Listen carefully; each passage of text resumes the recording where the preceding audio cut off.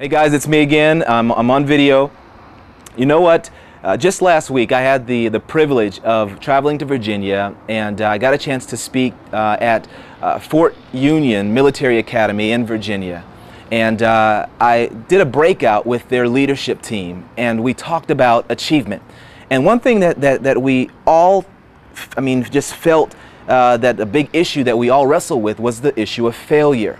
No matter what we try in life, no matter what we do, we're going to come up against failure. And after I left that meeting, I started to ponder on this idea of failure. And it's what I want to share with you. The fact is, failure is never final when we choose to use it to fertilize our future success. And let me repeat that. Failure is never final when we use it to fertilize our future success. I was just thinking the other day, that failure is a lot like fertilizer. We all know what fertilizer is, right? Well, with that being said, let's take a quick look at some of the similarities. Number one, people refer to both failure and fertilizer as crap, right? Number two, we always feel a little bit lighter once we've allowed it to pass. And of course, number three, failure and fertilizer, well, they both stink. But okay, all joking aside, the best similarity that I can think of, if used properly, they both help things grow and grow faster. No doubt the biggest deterrent from trying new things, in my opinion, and taking risk is the fear of failure. But my question to you is why? Failure is never a reflection of who we are. It may reflect, the breakdown or gaps in the process, but it's never, ever final. Achievement is built on the foundation of past failures. Failure is inevitable, but it is never final. I can't stress that enough. Just consider this.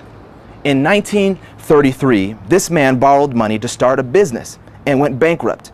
He then spent the next 17 years of his life paying off the debt. In 1838, he sought to become Speaker of the legislature, and guess what? He lost. In 1840, he sought to become elector and lost. In 1843, he ran for Congress and lost. In 1848, he ran for Congress again, and guess what happened this time? He lost. In 1849, he sought a job of land officer in his home state, and he lost that as well.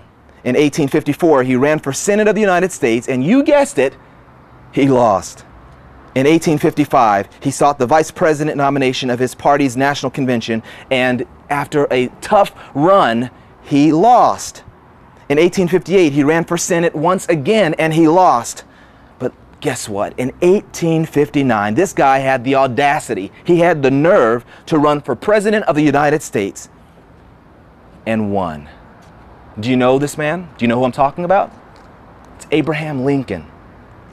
Now, later on in history, Robert Kennedy said this, and I think it's just poignant. He says, "Only those who dare to fail miserably can ever achieve greatly." Let me encourage you, if you're not risking failure at something, then you're probably not doing anything. If you are afraid to fail, you are afraid to win. In closing, I want to encourage you with what the Apostle Paul shared with us when he said in Philippians 4:13, he says, "I can go through all things through Christ who gives me strength."